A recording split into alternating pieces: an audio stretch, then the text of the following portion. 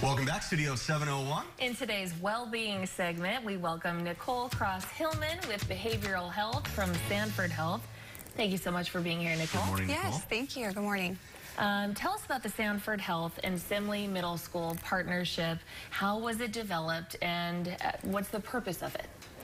So this was a partnership that started last August, and a couple things. Simle operates kind of under a multi-tiered system of support, kind of foundation. So what that means is at Tier 1, all students receive social emotional learning. Tier 2 are students who might need a little bit more support. So they have some girls groups, some boys groups, a drumming group, different things for those who just might need a little bit more intervention or support. Tier 3 is where I'm at, and so that is when school staff have assessed or parents have inquired about extra support, and they're, really needing some extra assistance kind of more clinically with the mental health support. So I'm at that Tier 3 level in the Simle system. And which students would you say are referred to you?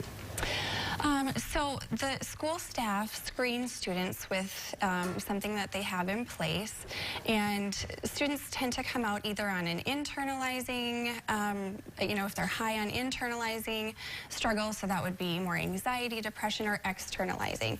And so that would be some of the acting out in class, not following directions, not listening to teachers. And so at that point, parents are contacted, offered information about the partnership and, the opportunity to meet with a clinician at school. So you will be there at school to talk with them in that environment? I am, yep. Okay. 2 days a week I'm there. So this partnership has been going on for about a year, is that right? Okay. Yep. What are the benefits you're seeing as far as for the students and for the families? I think for the students, it's nice to have that support just right where they spend a big chunk of their day. It's also really helpful for school staff and students alike, because we can do some intervention right in the moment, in real time. I could pop into a class and provide some support, do an observation, meet with a teacher over lunch, and, just share a little bit about what I would recommend for this student throughout the rest of that school day. And have you seen any extra challenges this year in particular?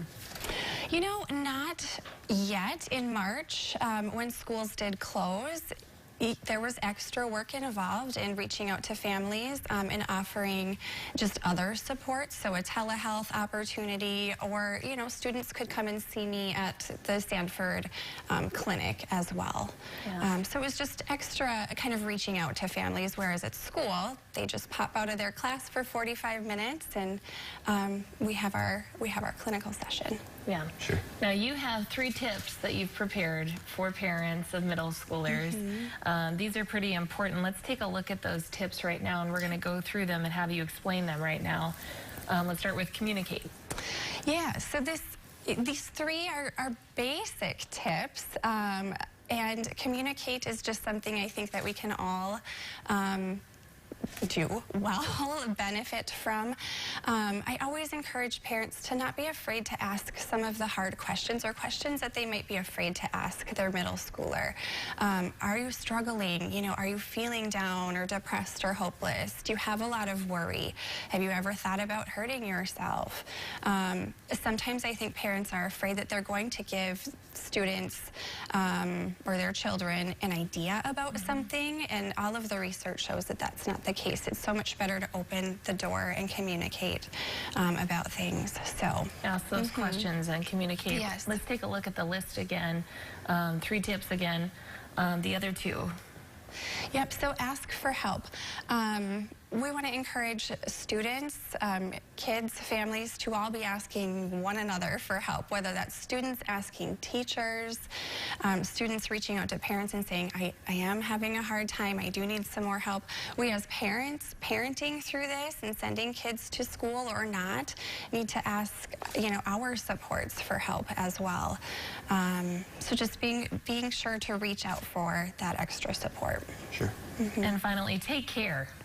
Yep, just always a good reminder to incorporate self-care into our lives each day, especially with all of the changes, the back to school, the pandemic, all of it. So basics are drink enough water, get some good sleep, reach out to people, talk to people, connect with people, be outside, get some movement, things that just are good for our general health. Absolutely. Yes. Wow. Well, Nicole, some great tips. Thank you so much for being here this Yes, morning. thank We you. really do appreciate your time. This has been Well-Being. Again, Nicole, thank you so much. All right, keep it here. Coming up next on